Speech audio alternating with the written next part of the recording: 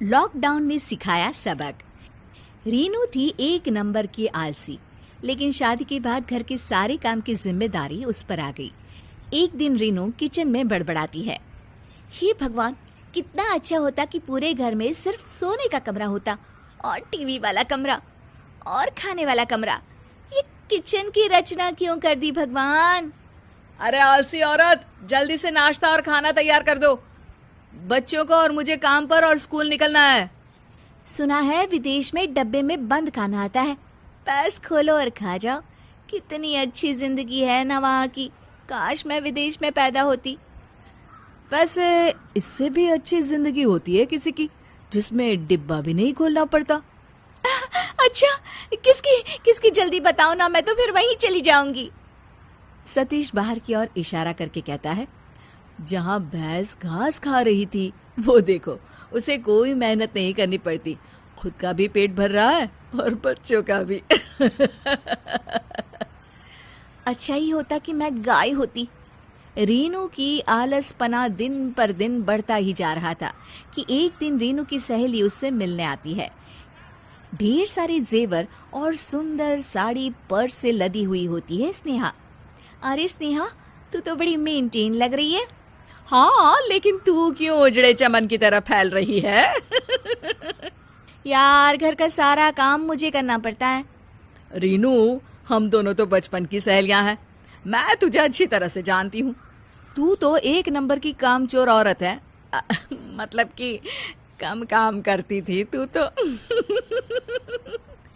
यार देख, मेरा तो हाल सभी को पता है। मुझे तो एक गिलास पानी भी खुद लेकर पीना अच्छा नहीं लगता। अच्छा होता अगर मेरी शादी ही नहीं हुई होती।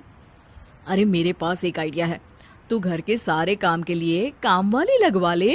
खाना बनाना, बर्तन धोना और सारे काम वही करेगी और तू करेगी आराम।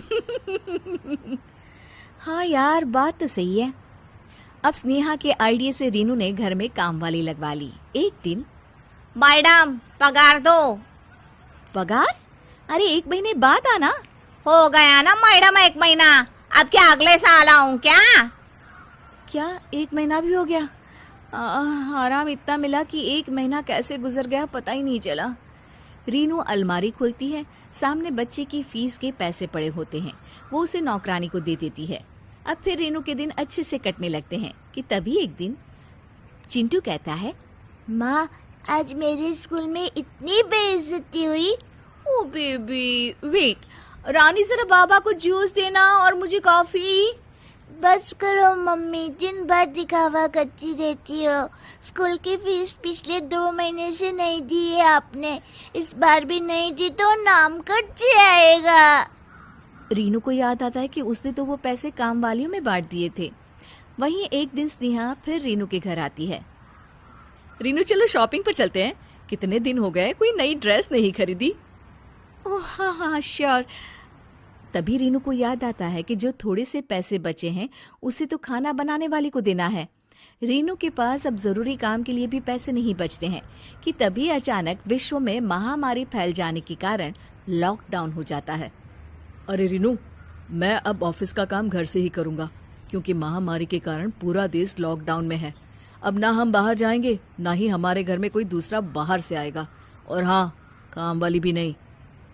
बस अब क्या था, 3 महीने के लॉकडाउन में ना कोई काम वाली घर आती है और ना ही रीनू किसी शॉपिंग के लिए जा पाती है। सामान भी उतना आता जितनी जरूरत होती।